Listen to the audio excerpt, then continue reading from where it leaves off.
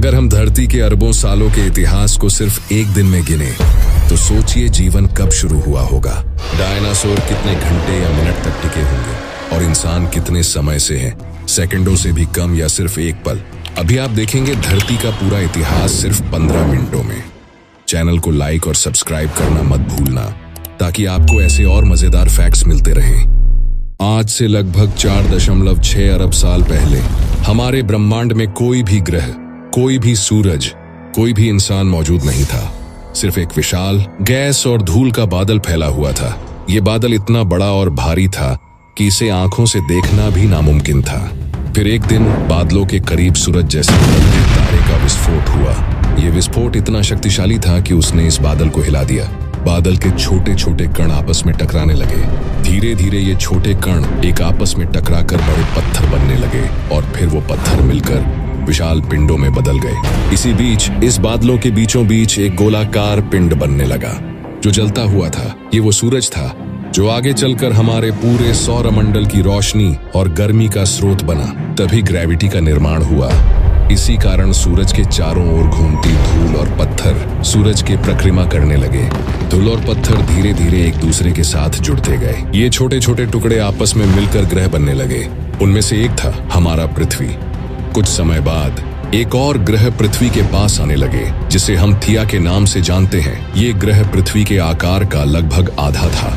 पृथ्वी में लगातार उल्का पिंडों की बरसात होती रही। चारों तरफ ज्वालामुखी फट रहे थे और साथ में हमारे ग्रह पृथ्वी की पड़ोसी थिया में भी दिन ब दिन ये ग्रह पृथ्वी के करीब आते गए और एक दिन पृथ्वी और थिया ग्रह एक दूसरे से टकरा गए। थिया और पृथ्वी की टक्कर इतना जोरदार था कि पृथ्वी का एक बड़ा हिस्सा उड़ गया। उस उड़ते हुए टुकड़े ने धीरे धीरे एक गोलाकार रूप लेने लगा और बन गया चंद्रमा और वो पृथ्वी के चारों तरफ परिक्रमा करने लगे। उस वक्त पृथ्वी में किसी भी इंसान या जानवर के रहने की जगह जैसी नहीं थी। पृथ्वी एक जलते हुए गोले की तरह थी। चारों ओर पिघली हुई चट्टानें थीं, लावा की नदियां बह रही थीं और लगातार उल्का पिंड गिर रहे थे। ये दुनिया इतनी गर्म और अस्थिर थी कि उस पर जीवन की कल्पना भी असंभव था। लेकिन समय के साथ कुछ धीरे धीरे बदलने लगा। लाखों सैकड़ों लाख सालों में धीरे धीरे पृथ्वी की सतह ठंडी होने लगी। जो लावा कभी लगातार उबलता था वो जमकर एक ठोस परत में बदलने लगे। यही परत आगे चलकर पृथ्वी की बाहरी सतह यानी क्रस्ट बनी। ये सतह पूरी तरह से मजबूत नहीं था, बार बार टूटती और पिघलती थी, लेकिन धीरे धीरे मजबूत होती गई। इसी से धरती पर स्थिर जमीन बनने की शुरुआत हुई। पृथ्वी की सतह तो ठंडी हो रही थी, लेकिन जीवन के लिए सबसे जरूरी तत्व यानी पानी अभी यहाँ मौजूद नहीं था। चारों तरफ उल्का पिंड गिर रहे थे और उल्का पिंडों से जमा हो रहे थे नमक, मिनरल्स और पानी।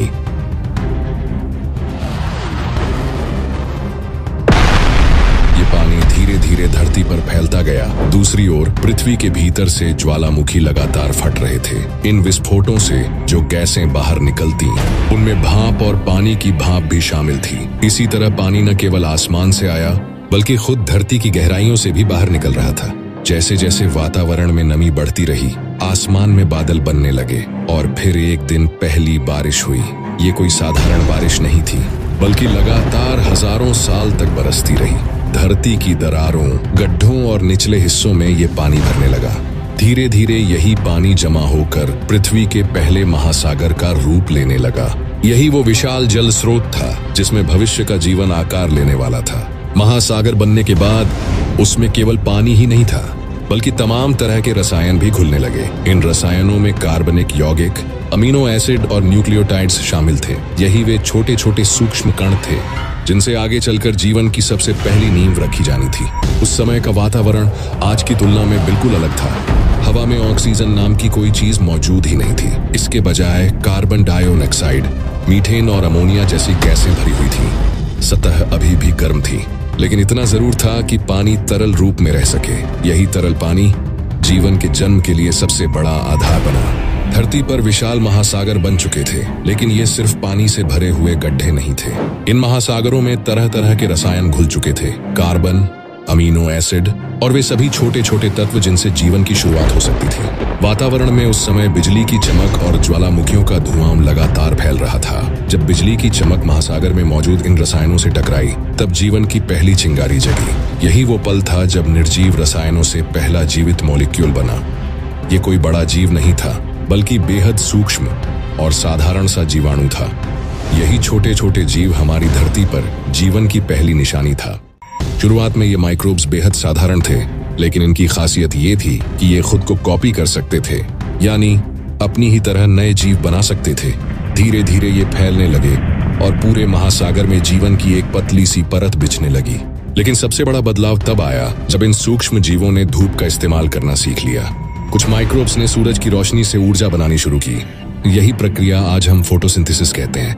इस प्रक्रिया के दौरान ये जीव ऑक्सीजन छोड़ने लगे।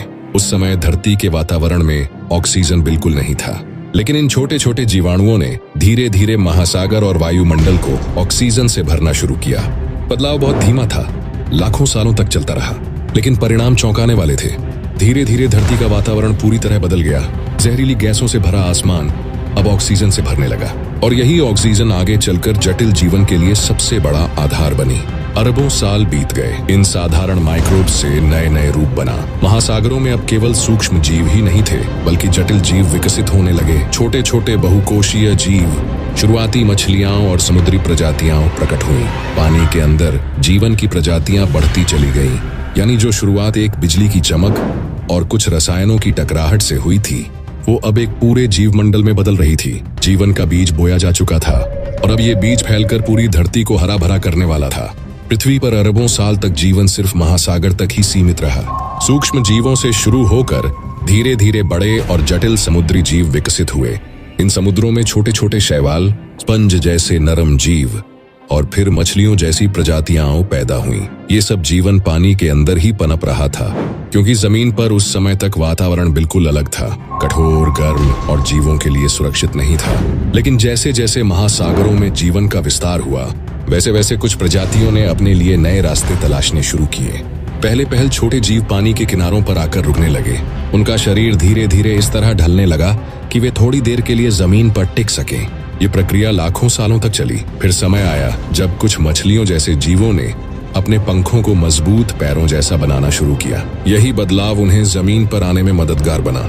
यानी जीवन का पहला बड़ा कदम था पानी से बाहर निकलकर जमीन पर आना। यही पल पृथ्वी के इतिहास में एक क्रांतिकारी बदलाव था। सबसे पहले जमीन पर छोटे छोटे पौधे और कीड़े मकोड़े फैले। इसके बाद रेंगने वाले जीव प्रकट हुए।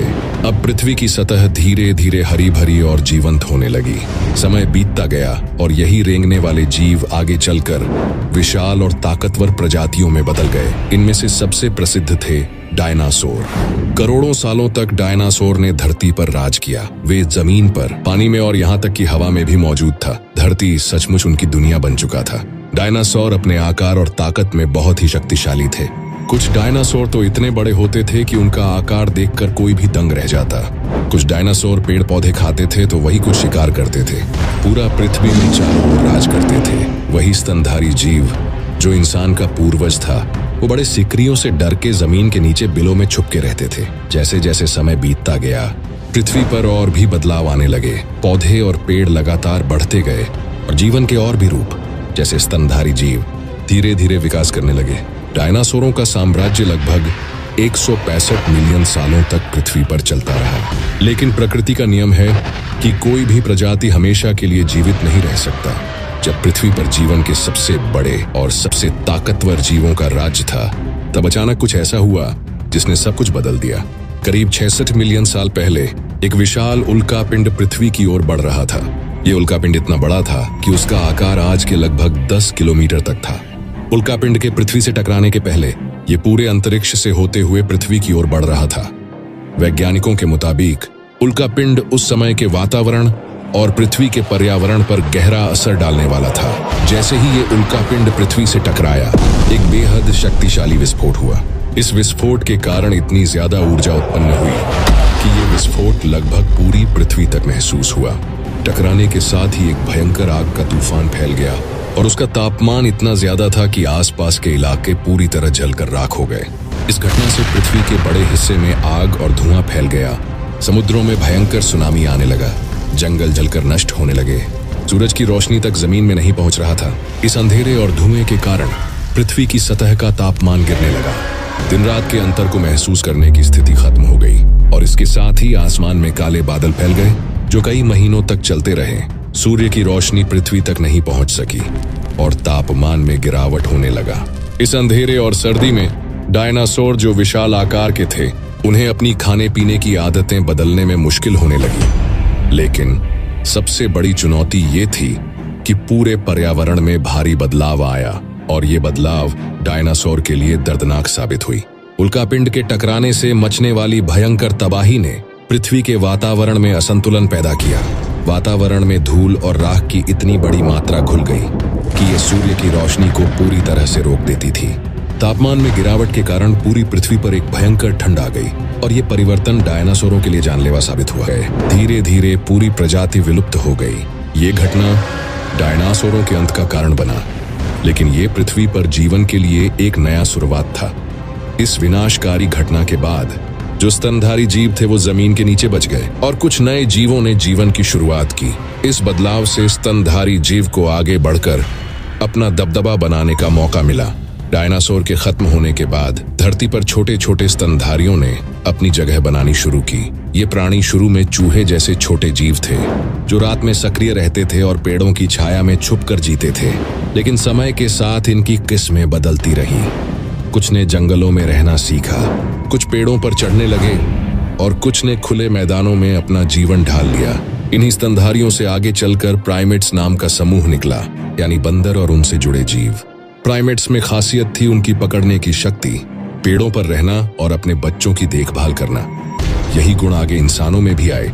लगभग 60 लाख साल पहले अफ्रीका की धरती पर एक बड़ी क्रांति हुई। वहां के जंगल धीरे धीरे सूखने लगे और घास के मैदान फैलने लगे।